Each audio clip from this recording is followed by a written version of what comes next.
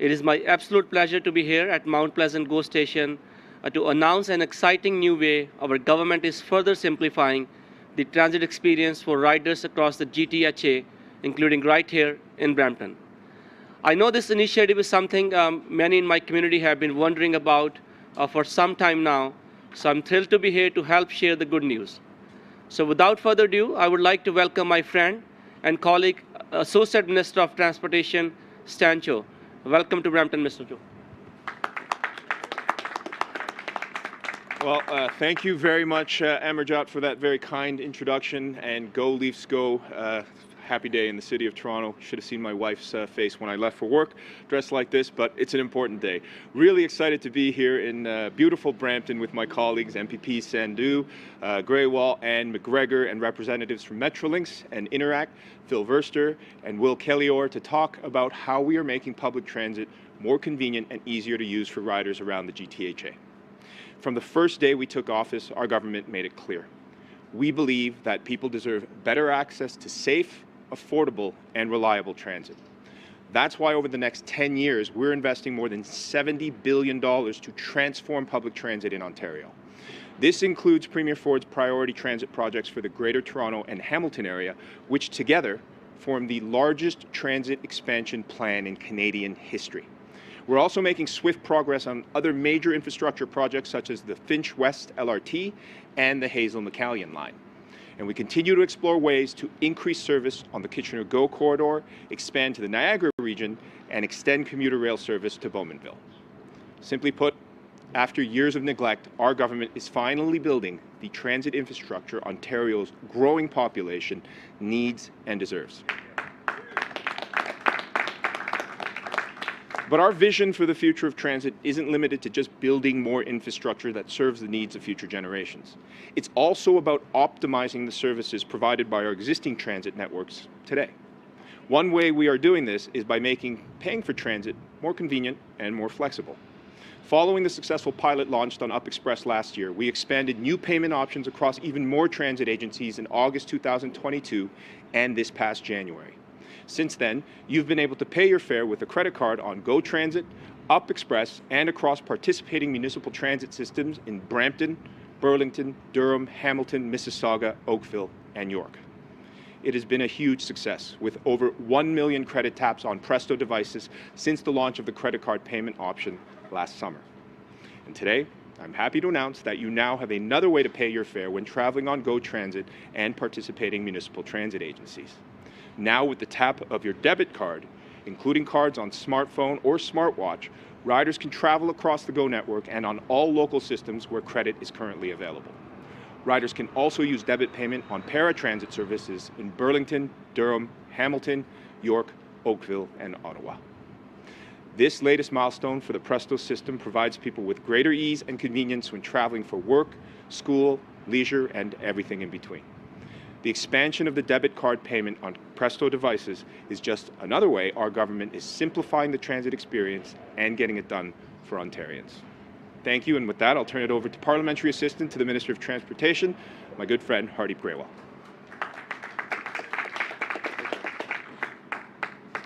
Thank you, Minister Cho, for that exciting news and all your hard work at the Ministry of Transportation. Good morning, everyone. I'm Hardeep Grewal, the MPP for Brampton East and the Parliamentary Assistant to the Minister of Transportation. And as the Minister just referred to in his remarks, under Premier Ford's leadership, our government has been laser focused on working with all of our partners to improve the public transit experience in Ontario by providing the flexibility to simply tap your debit card on Presto devices. We're making transit that much easier and more convenient for riders across the Greater Toronto Horseshoe area. These seemingly small improvements make a big difference in the lives of commuters, and I'm so proud to be a part of a government that's getting it done for the people of Ontario. And with that, I'd like to introduce a few key partners in this initiative: Will Kellior, CCO at Interact, and Phil Verster, President and CEO at Metrolinx. Thank you.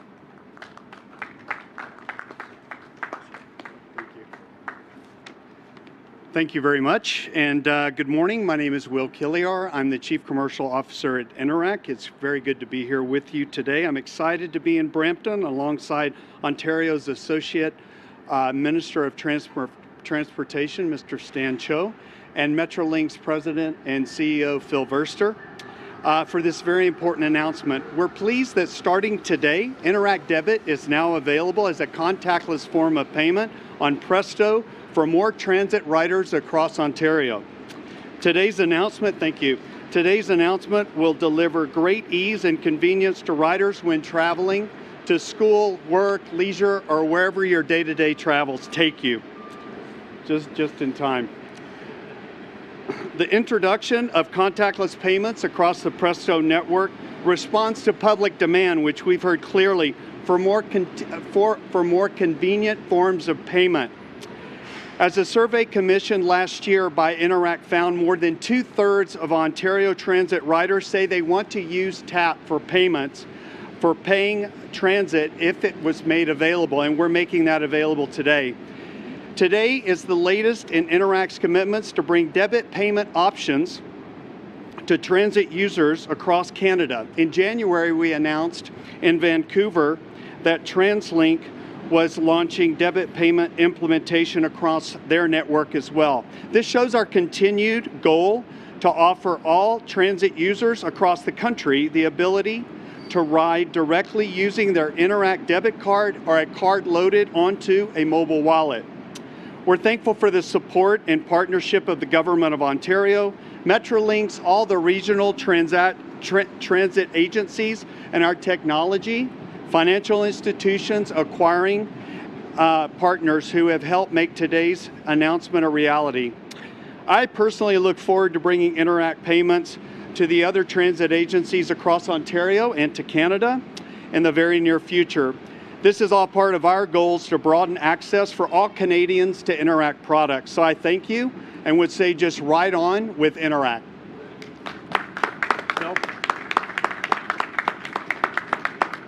Good morning.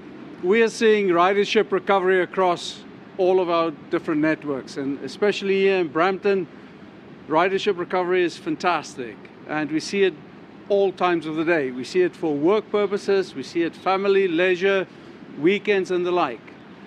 And having more options to pay and ways to pay is a key enabler because it makes it simpler to travel, easier, tap on, tap off. And we're very excited about bringing debit today. Our credit transactions, as we've implemented across the network, has brought us more than 1 million transactions. We show there's a huge uptake, and this is another step in the right direction. And this is not all. We still have interesting options that we are rolling out in the near future, and we're very excited about this. Thank you very much. Thanks, Bill. All right. Thank you, everyone, for attending. We're going to do the media Q&A now. If you could just state your name and your outlet. I can come around with the mic. One question, one follow-up. Claude Baudon, CBC. This question would be for Metrolinx.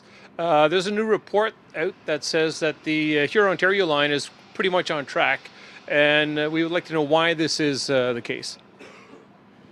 So on all of our LRT projects, we've got very, very exciting progress.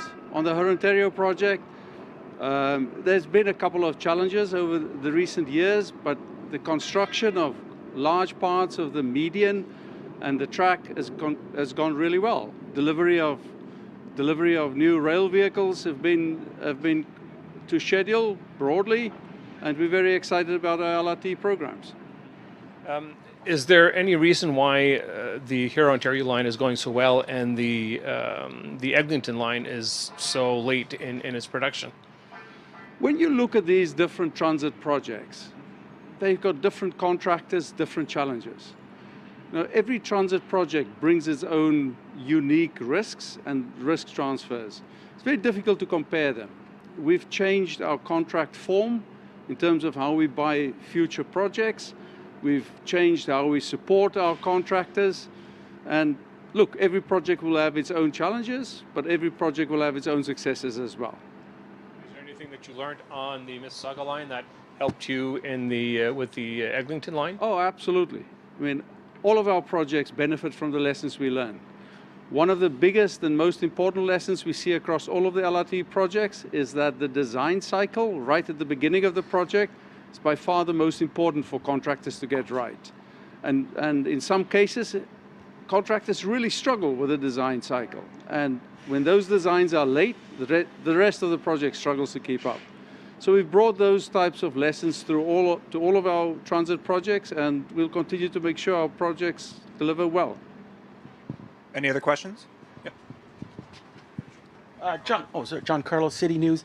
Minister, maybe the MPPs from Brampton can answer this, but when you come north on the 410 during rush hour, you're spending close to 30 minutes, 40 minutes, 45 minutes just to get home to Brampton. What can you say to the people who live in Brampton who just continue to grow, and just the 410? Anything to say on that? I got a lot to say on that, John. It's frustrating. I took the 410 up this morning, and it's not even just during rush hour anymore. You're seeing bumper-to-bumper traffic all throughout the day pretty much. And it's not really a mystery, is it? Brampton's a great place to live. I think it's the 7th or 8th largest city in all of the country now. And that's not going to stop. We expect hundreds of thousands of people to move to Ontario every year. Many of them are going to settle in the Brampton and certainly in Peel region, and we have to prepare for that growth. You know, John, my parents moved here nearly 50 years ago from South Korea, and they made a very nice life for themselves. They came with the shirts on their back, and when they retired, they employed 200 families. That's the Canadian dream. That's what we're expecting. We need to keep that opportunity, that quality of life alive for all of those newcomers. And that includes having, of course, a great healthcare system, the opportunity for success, a great education system. But John, it also includes the ability to get from point A to point B. That's why this government is introducing the largest transit and transportation expansion in terms of infrastructure in our country's history. Nearly $100 billion to make sure we expand existing highways and to build new highways. That includes the 413, which is going to connect the GTA West corridor like never before. And transit, of course. For every dollar we're spending on transportation, we're investing 3 in terms of expanding the transit grid, increasing subway capacity by 50% and making it more convenient, as you heard this morning, on ways to pay for that transit and to get from point A to point B. John, it doesn't fix the problems today, immediately, but we are preparing for that growth so that people can spend more time with their families, not sitting in traffic. So just quickly, is there any plans to do anything with the 410 at all right now? Any expansion or anything like that? So always reviewing the sort of traffic and the volume on all of our arterial roads. That includes the 410 and the highways that feed off of it and the connecting links. We have a lot of programs at MTO to make sure we monitor that data very carefully. But it's not lost on us, John, that Brampton is a high growth area, and that means continuing to make sure we put the dollars for the necessary transit and transportation expansion that is called for the area. Question for Phil. Step back. Yeah, I keep going. A number of the candidates in running for mayor is asking for you to be fired over the Eglinton LRT, and what's your comments on that?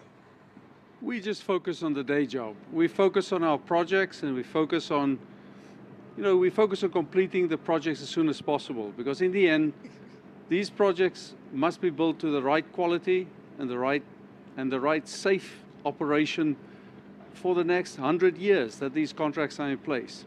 And so we're just pleased to all be part of something and get this big agenda delivered.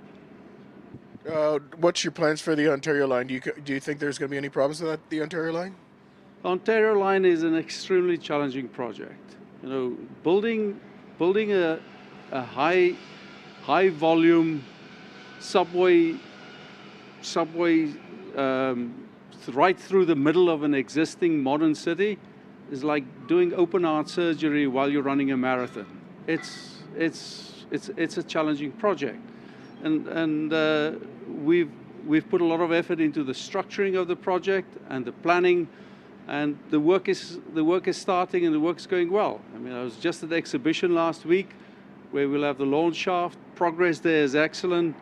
We're opening the Queen Street, the build today and yesterday.